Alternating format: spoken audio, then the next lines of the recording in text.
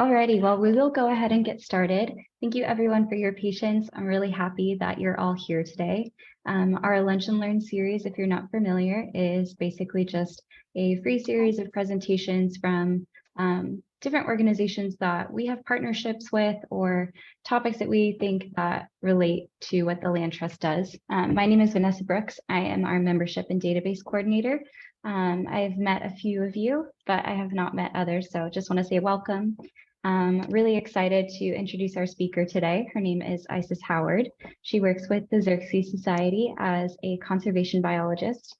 She has her bachelor's in environmental management and protection with a minor in biology from Cal Poly SLO. And we're just really excited to have her here today. So I will go ahead and pass it over to you, Isis. Thank you so much. I'm really excited to be here with you all today. Thank you again for your patience. I'm going to be talking about Western monarch butterflies and teaching you all a little bit about their biology, ecology, ways to help, ways to get involved now, and how you can engage on your own, with your friends, with your family, and your communities. If you're here today, I'm assuming that monarchs hold a special place in your heart. And I'm just thrilled that we can all gather and talk about this. I think one of the most amazing things about monarch butterflies, which is one of the reasons I got into this work, was because they can bring us all together in a really divided world. And monarchs are one of those species that has pretty much touched every person or most people in some way or another at one point in their lives, whether that was in school growing up or as an adult when you're walking around your communities and you see these beautiful iconic butterflies flying through during certain times of the year. And it brings us all together. And I think now more than ever, those are really important topics to spend time on, spend energy on. So thank you all for showing up today and yeah, joining this conversation with me. So I'm going to provide a little introduction to my work and my org, the Xerces Society for Invertebrate Conservation, and then we'll go into some Monarch Basics. I'll share our call to action with you. We'll go over ways to help, and then we'll end with some resources. So hopefully by the end of this presentation, you feel really excited and set to go take action. Sometimes you know you want to do something, but you don't exactly know how. So hopefully in this presentation, I'll lay out a lot of different options and you can choose which feels right and which is most exciting. Okay, so I want to first start by saying that my name is Isis Howard. Again, I work for the Xerces Society for Invertebrate Conservation. I work on our endangered species team, focusing on Western monarch community science work. So the Xerces Society is a nonprofit. We're focused on protecting invertebrates and their habitats. And instead of me, well, we have a video to show you. And so I think videos are always pretty fun. So let me open this up. And then we'll play this in a second. Okay. Let's see. Let's see if the audio comes through. And Vanessa, you can let me know. Is audio coming through?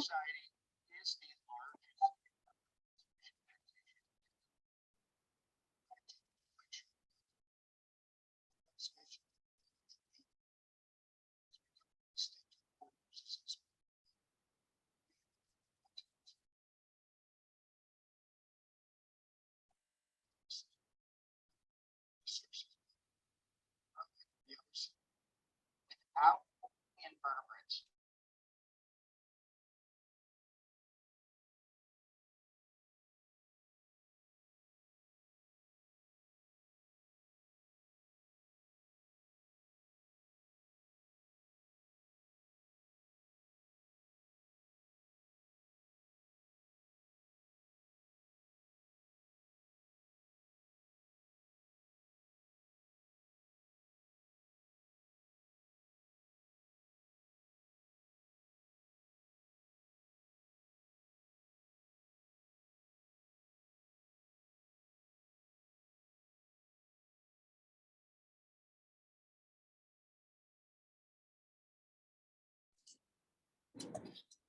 There is no audio.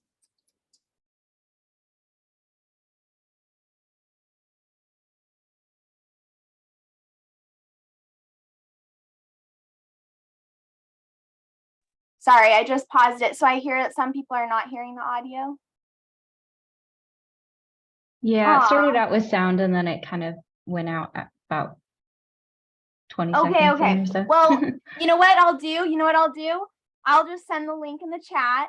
And then that's okay. We're rolling with the tech issues here, so that's okay. Oops. Okay. So, gosh. Here, let me do this.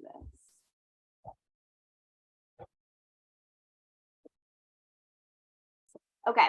All right. Well, basically, we do a lot of work and to protect invertebrates. We have a pollinator team, we have an endangered species team, we have a pesticide team, we have outreach and education, and we're powered by funders and volunteers and everyday people like you. We also have agency partners and different orgs from all different levels, whether that's local nonprofits, state partners, federal partners, and we're all working together to make on the ground solutions and change to help our basically the foundational creatures that support so many of our livelihoods and our ecosystems. And yeah, invertebrates are one of the basic species that help make everything around us possible, and they're often overlooked. So I think it's really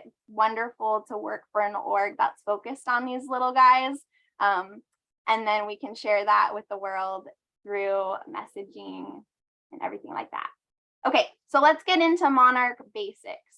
Some of you probably know all these, but I'll just go over them quickly just in case we have any new Monarch lovers in the audience.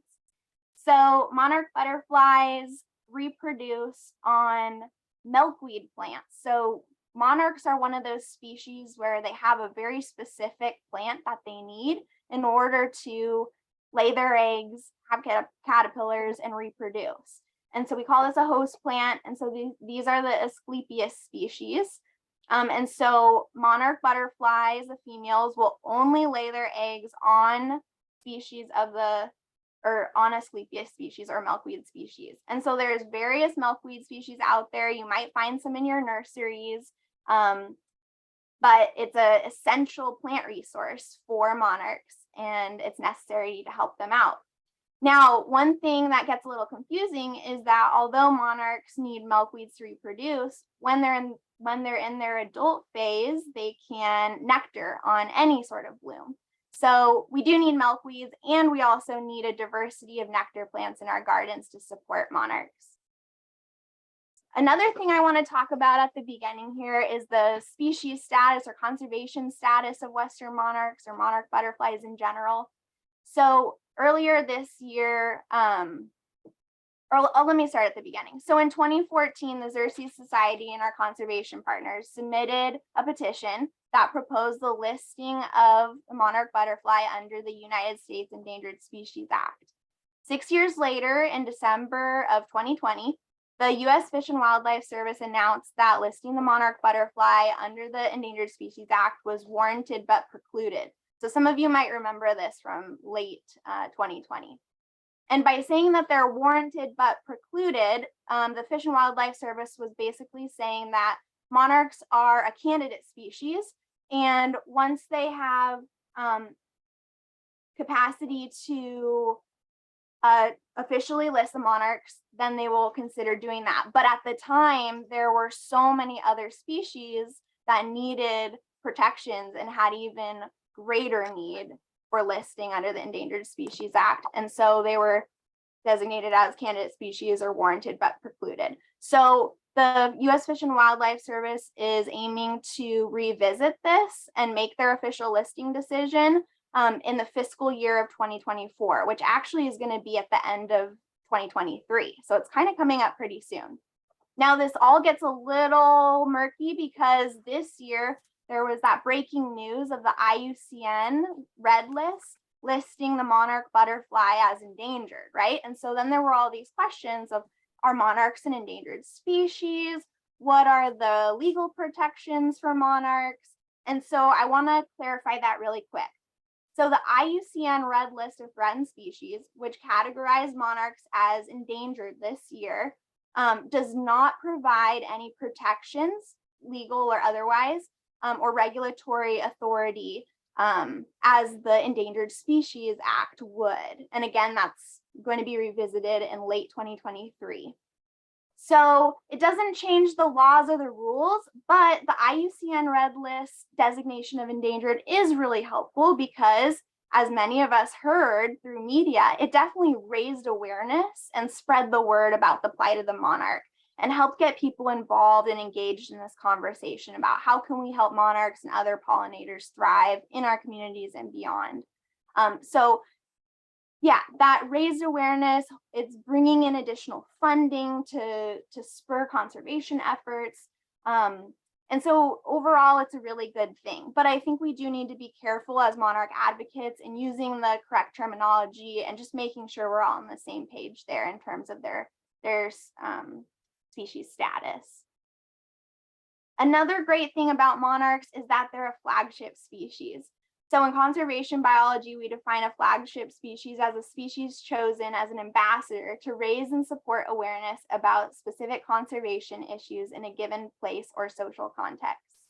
And so what this means is that monarchs, like we mentioned at the beginning of this presentation, are really relatable and kind of a friendly introductory species to get people engaged in this work, make people care, and the conservation actions that help monarchs often end up helping other at-risk butterflies and pollinators too. So they're really, really incredible, and the work you do to support monarchs ends up supporting so many other butterflies, moths, bees, etc. So thank you for your work for monarchs, and also know that you're doing more than you think. Okay, so here's a couple stats on some of the other butterflies that need protection too. So in California, there are actually 15 federally listed butterflies and 2 candidate species, just like the monarchs, and 1 listed moth under the Endangered Species Act. A 45-year data set by Art Shapiro shows declines in many species, especially in the Central Valley. And a recent study found that Western monarch butterflies have declined about 1.6% per year over the past 40 years. So we do have a steady decline. And now there's some controversy about we'll get into the counts later, and the sharp decline we witnessed in 2020 and the kind of uptick we saw last year in Western monarch populations. But I want you to keep in mind that over time, monarchs have been declining, and we do need to take action.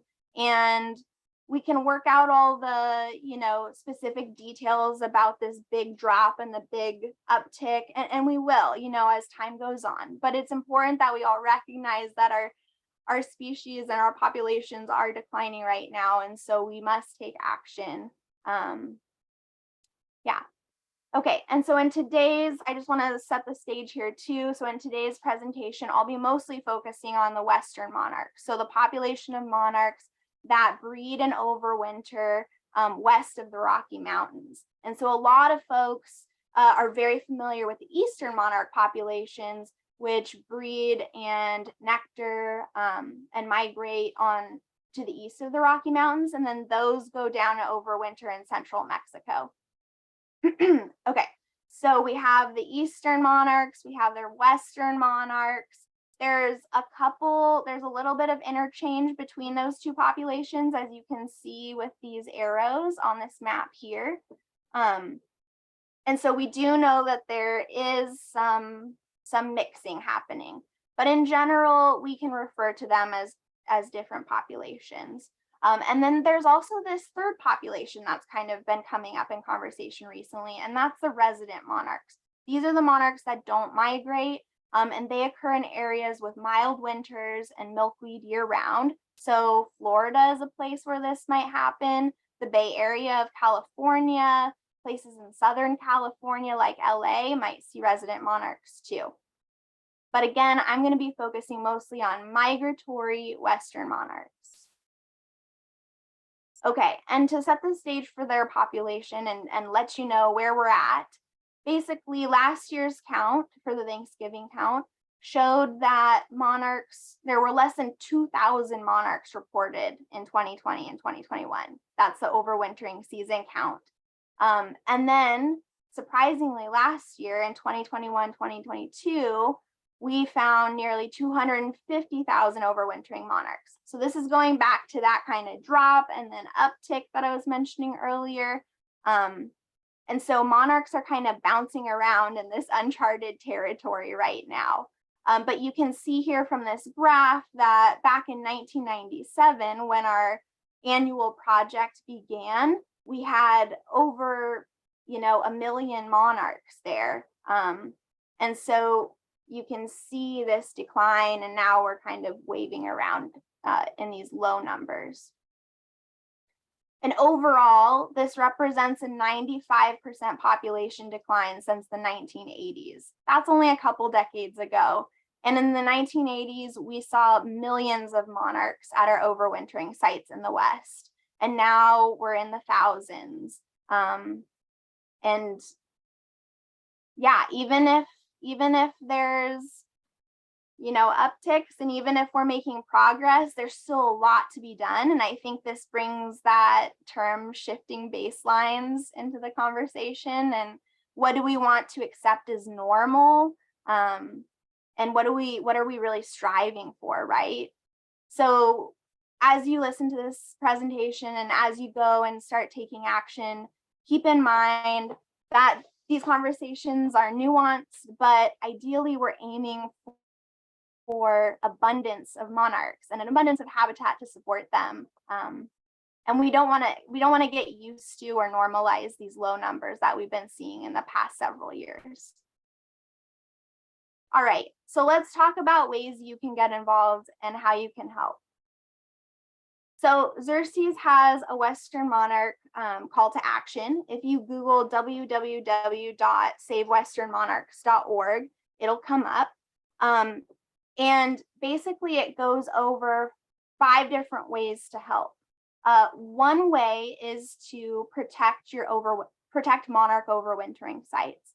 So these are the sites that monarchs cluster in during the winter months. So the overwintering season usually runs from October through March. So right now, actually, monarchs are on their way to their sites, and the sites in California are growing at this moment. I'll share this news with you. It's not officially out yet, but there have been over 60,000 monarch butterflies reported at Western overwintering sites as of yesterday. So yeah, I see some hand clapping. It's really good news. And so that's only 35 sites that have sent me observation reports. And so the fact that we're seeing over 60,000 butterflies at only 35 sites so far is really encouraging this season. And so I think we can keep our hopes up for another good year, like good in quotation marks. And yeah, it's going to be an exciting time. I'll mention some ways for you to get involved and where you can go see monarchs this year too, if you'd like to. Okay, so recap. One way to help monarchs is to protect overwintering habitat, the areas where they gather in winter to survive the cold weather, the rain, storms. They go to these sites on the coast where they don't freeze. And so we want to protect those tree groves. Oops. So the second thing is we want to protect breeding and nectar habitat. And so that's our milkweed habitat, our flowers, and I'll get into that a little bit later. So we've got the overwintering habitat, and then we want to protect and restore the breeding habitat and the migratory habitat. And then we also want to answer key research questions, okay? So I'll get into this a little later too, but we would love your help with our community science projects that gather data on Western monarchs, and then scientists and researchers and conservationists use that data to inform conservation practices. And there's lots and lots and lots of questions about monarchs, and it always amazes me how we have so many people working on monarchs, and yet there's always more to learn. And so, yeah, if we can answer key research questions, that would be amazing. And then we also need to advocate for monarchs in our communities. We need to protect them from pesticides. And so I'll get into those a little later too. But again, you can visit savewesternmonarchs.org to learn more. Okay, so like I said, there's lots of solutions to help.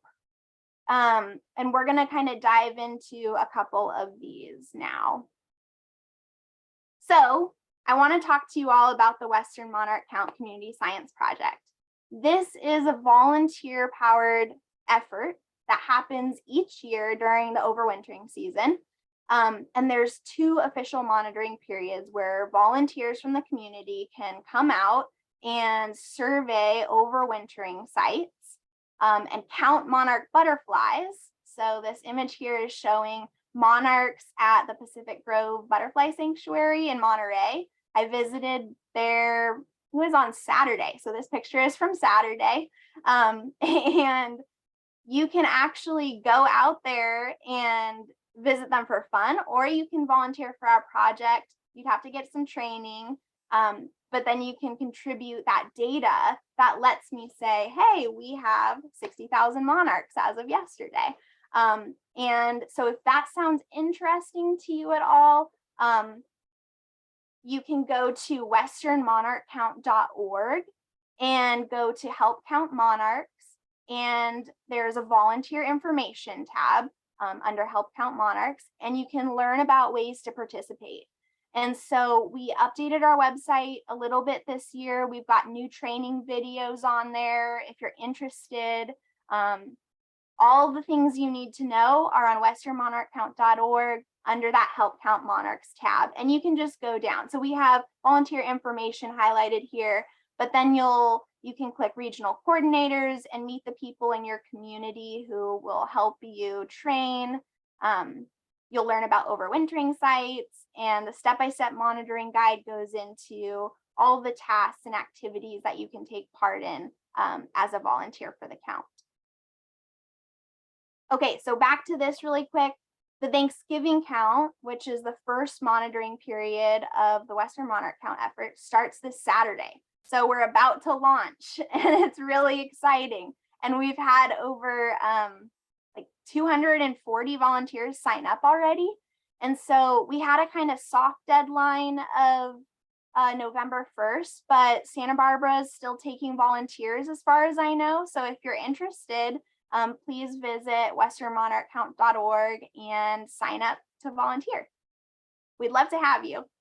And also, you know, if you don't want to volunteer and you maybe just want to test it out or tag along this year, there are usually opportunities to do that as well. And under the frequently asked questions page, we have a spot to learn about the public sites where you can go visit monarchs as a fun trip or vacation. And you go there. Okay, so why is this important? I think you all pretty much know already, but the Western Monarch Count effort informs conservation and management efforts of overwintering sites and gives us an idea of how many butterflies remain in the West. So that number, when we're tracking what the Western monarch population, where it's at each year, that comes from the Western Monarch Count, and it comes from the Thanksgiving count specifically, so that first monitoring period. And this wouldn't be possible without our volunteers. We have hundreds of sites in the West to monitor each year, and without you all, we wouldn't get these numbers. So I can't like underline it enough or emphasize it enough how much our volunteers power this project. And it's just truly incredible to get hundreds of people from all over the West contributing data to come up with these numbers. It's just really exciting and empowering, and it gives you a sense of place beyond your county. You can feel like you're a part of a bigger effort. All right, cool. So, okay, going back to this graph, this past year we saw the 100-fold, more than 100-fold increase from 2020 to 2021 and 2022. And again, the population remains more than 95% below its size in the 80s.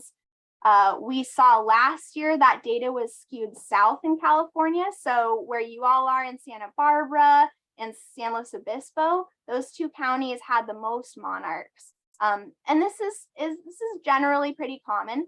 Santa Barbara had the site with the largest number of monarchs. So you all are in a very special location and I'm jealous. I live up in Marin County. But one thing that's new this year that's kind of interesting is we are seeing monarch butterflies up in the northern counties in a little bit higher abundance than past years. So we'll see what happens this year, but that's a kind of new trend compared to last year. The second monitoring period is called the New Year's count. And so this is where that average seasonal decline or decrease comes in. You can see 38% in that kind of dark green box right there. So we start with the Thanksgiving count and then we do a follow-up count called the New Year's count. And we see how the overwintering population is faring across the overwintering season or throughout the winter. And usually by the New Year's count, there's been a couple of storms. And so it's a good kind of, it's a good follow-up. And so last year we saw a 38% decrease within that one season. And so that lines up because typically we see about a 30 to 50% decrease during the overwintering season at our overwintering sites. Then monarchs usually leave their overwintering sites starting in January, February, and March. And by March, most of them have left and our sites are empty again because they're back in their breeding range. So they're moving north and east for our Western monarchs. And so many people had the question of why did we see that uptick? There's a lot of questions, not a lot of super solid answers, but I thought I would mention just a couple and address this in this conversation since we are seeing these high numbers again this year. So you might be wondering, how do we go from less than 2,000 monarch butterflies across California jumping up to almost 250,000? Like that doesn't seem mathematically possible. And you're right, there are some big questions there. Our researchers have done some of the math and there's multiple factors contributing to this uptick. And so we're going to need a couple more years of data to really put that bounce into context. But what we do know is that butterfly populations are bouncy. So I used that word before, but that's pretty typical. We don't expect to see monarch butterfly populations like remaining level. Insects, like the populations of insects fluctuate from year to year. They're pretty sensitive to temperature, rainfall, availability of food, those sorts of things. And then we also know that climate can affect monarchs and other invertebrates as well. Some researchers in Nevada found that warmer and drier summers can be helpful for butterfly species. And then cooler fall temperatures are also thought to be helpful. So as our years and our weather are shifting in all these weird ways, it's really affecting our invertebrate populations, and that's showing in these kind of cyclical cycles. And we're capturing that through the Western monarch count for monarch butterflies, at least. And then I mentioned earlier when I showed that map, there's some interchange between the Eastern and Western monarchs. We've got those new resident monarch populations. So there's some questions about, well, are monarchs changing their behavior? So some years they migrate and some years they stay, in the Bay Area or Florida or somewhere they can stay year round. So there's a lot of questions out there. But ultimately, one, monarchs are super resilient, and we learned that last year. So that's amazing. We didn't know that they could be that resilient. I think a lot of us thought less than 2,000 monarchs. Oh man, we don't know if we're going to see any. So this is all really good news. And also, again, to bring back that shifting baselines, we also want to maintain their natural behavior, right? So we want to preserve the migration if we can.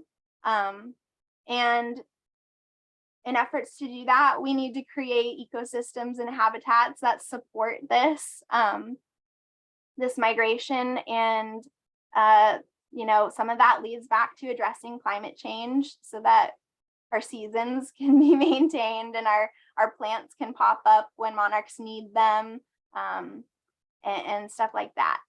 Okay, so next, you know, what's next? Basically, this year's count tallies will help inform this even further. We'll find out a little bit more next year. I think it's going to take a couple more years to really put this kind of upswing into context and figure out what's really going on there. Oh, okay, I think oops. This is overlaid, but what I wanted to say is that you can go to Xerces blog and search for bounciness of butterflies if you want to learn more. We go into all the hypotheses and theories of why butterflies are, why we saw that uptick last year. So if you want to kind of learn about some of the research and get into the nitty gritty, search for bounciness of butterflies on Xerces blog. Okay, I'm gonna skip over this, but basically I just wanted to say last year was also really cool because we had record high volunteer engagement, and this year's already broken that record. So we're just continuing on the upswing of volunteer engagement as well as monarch numbers. And we discovered 5 new sites last year. This year we've already discovered like 3 new sites. And that's all very helpful. And part of the reason we discover sites is because you all talk and share with us. So yeah, the more you can share about monarchs, the better. Okay, another thing you can do to get involved is addressing the loss of overwintering habitat, right? So we've lost over 60 overwintering sites in the past 30 years. And that's due to development, wildfire, excessive trimming and removal. A lot of this stems from ignorance because people just aren't aware. And if they were aware, they would protect the monarch habitat. And so we do continue to lose sites every year. And this is another reason why legal protections will hopefully be really helpful moving forward. So here's a couple photos of some great folks restoring their overwintering habitat. And so they're planting trees and they're doing succession planting. So a lot of you might have heard monarchs really like eucalyptus in California. And that's true. There are also native trees that they like. And so because eucalyptus are getting really, they're in poor health right now because of the droughts we've been experiencing in California. And so some of our overwintering sites need restoration. And so folks are planting new generations of trees. And that's one thing you could advocate for if you live near an overwintering site. Okay, let's see. Another way to help is you can submit your breeding and nectar observations of monarchs to the Western Monarch Milkweed Mapper. And there's another university in Washington that's also tracking these in early spring. So say you volunteer for our Western Monarch Count project, and then once monarchs leave, you're like, I still want to do monarch work. I still want to collect data and help you all out and take photos of monarch butterflies. Well, you can do that and then submit it to the Western Monarch Milkweed Mapper. And our data from the mapper will go to the Mystery Challenge, to these folks at Washington. It'll also go to the International Monarch Monitoring Blitz. So you'll be contributing data in the non-overwintering season to help multiple projects and all this other research. So there's really something for you to do any time of year. You can plant native plants, plant milkweed. So this is getting back to the restoring that breeding and migratory habitat. So things you'll want to think about are planting native milkweed specifically. So native milkweed has co-evolved with your ecosystem and supports more than just the monarch butterflies.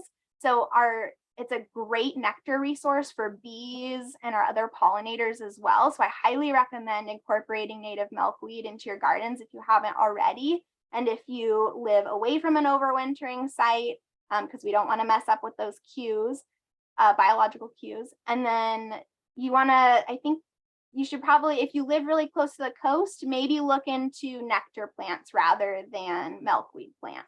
And we can answer more questions about that later.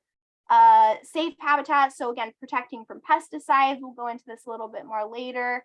And then you're going to want to incorporate some other pollinator gardening features like some water and some shade and perching areas. Here is a picture of Xerces Habitat Kit recipients from last year. So I wanted to plug a cool program we have. Xerces gives away free habitat, monarch and pollinator habitat kits. So if you're interested in applying for a kit, we do have an application process just because we have a limited amount of kits to give out, but these are provided free of charge, and all you have to do is drive out and pick it up if you are selected. So if you'd like to learn more about either the monarch and pollinator kits, the wildflower grasslands, the hedgerow kits, please go to xerces.org and you can search for those. And the application process will begin in early next year, I believe. So there's some time to think about it and apply if you'd like to get some free plants. Okay, pesticide contamination. I want to touch on this really quick. So pesticides include herbicides, insecticides, fungicides, and the contamination is really, really sneaky. So some of our, let's see if this is, oh yeah. Okay, so some of our the research that has come out in past years has noted that pesticides have been observed on like every single nursery plant that was tested in certain studies. And that's really, really hard to hear, especially considering that the researchers had sampled pollinator friendly plants from these nurseries too. And they still found traces of pesticides and a lot of times at harmful levels on these plants. And so for the average consumer like myself, who's looking to go incorporate pollinator plants into their garden, we were unaware before that we were actually, like most of the time, purchasing plants with pesticides. So a couple of things to think about and ways to avoid this to help monarchs are to seek out organic plants and seeds. I really recommend visiting your local native plant nursery. A lot of them do restoration work, and so they're growing and providing pesticide-free plant materials. You can grow your plants from seeds to avoid some of that contamination. So maybe you purchase seeds from your plant store and set up a little greenhouse or even just a little protected area on your porch and just grow them from seed. Avoid neonicotinoids and other systemic insecticides. And then just ask your nursery, start a conversation, ask them and let them know that you're interested in pesticide-free plants. Because there's a lot of value, well, there's a lot of discussion that needs to happen on and to show the nurseries that like we do want pesticide-free plants. And if that means that we have to, have a little bit of pest damage, like I would hope that that's okay, right? So there's this trade-off we're working with. And it's nice to start up that conversation, ask the questions, and just let them know that you're really interested in having pesticide-free plants, because the more they hear it, then the more they're going to want to seek that out. And there's definitely avenues for them to do that. So another plug is Xerces has a fact sheet that's called Buying Bee Safe Plants. So if you'd like to learn more about this and get some tips and questions lined out for you to keep in mind, you can go to xerces.org and look up Buying Bee Safe Plants. And if you are a nursery person or you do grow plants for others, we do have a Growing Bee Safe Plants fact sheet as well to help you out. Okay, a couple other resources. We have plant lists. So if you are interested in incorporating new species of plants into your gardens, we have several different monarch and pollinator plant lists geared for California. And so those will show you the bloom times, the flower colors, different species they benefit. We've been collecting data on monarchs and which plants they like to nectar on for several years. And so we've compiled all this information and created these lists for you to make it super, super simple. And so I really recommend either checking this out or sharing this with your friends who've expressed interest in it. I think one of the most common questions I get is, what plants can I plant? And which ones are best for monarchs? And this just makes it really easy. So we've got these little like 2-pagers. And so you can just download those, email them out, print them out for events if you're going to go talk about monarchs with other folks. Really recommend them. Also, I want to mention XKids. So this was a program that was launched this past last year, and it's geared for 3rd through 5th graders, but everyone's welcome to participate. It's a booklet with lessons and activities, and there's lessons on monarch butterflies in there. It can be done in group settings, and it can be done individually. It can be done in a classroom or outside, and it was developed with accessibility in mind. So hopefully anyone in any living situation could be able to complete these activities and learn about invertebrates and monarchs and the interrelations through our ecosystems. And it's just a really sweet booklet. And yeah, go check it out. It's free. So visit xerces.org/xkids and you can download it for free, get the virtual copy for free. Yeah, it's just really sweet. And we had all of the artwork done by an artist who worked with us. And so everything's, you know, anatomically accurate. And it's fun. It takes you on a little storyline. You follow the blue butterfly and you meet all the invertebrate friends. So if you have any kids in your life or know of any teachers or educators, I really, really recommend that one too. And then we have so many people who support our work. So I just wanted to put this acknowledgement slides up and say thanks for everyone who's contributing, all of our donors and partners, vendors like that. So I think we can open it up for Q&A. And again, sorry for the tech issues before. Yeah, let's see. I was looking through the chat and it seems like a lot of us, myself included, had questions just about the difference with native milkweed being planted really close to coastal areas and overwintering sites. Yeah. And I know in the chat too, some people had like really specific parts of that they were interested in learning about. Yes. Okay. So I wanted to pull up a picture here. Okay. So this is a map that maybe some of you have seen. And it's from Xerces. And to be honest, like we're realizing that maybe we could have communicated this in a slightly different way. Okay, so I think there's this rule of thumb that you don't want to plant milkweed within 5 miles of the coast. And that goes down through the central coast here. But we're kind of shifting our language right now, actually, to say that what we recommend is planting milkweed in its native range. So some resources to check out for that would be Calscapes or Calflora.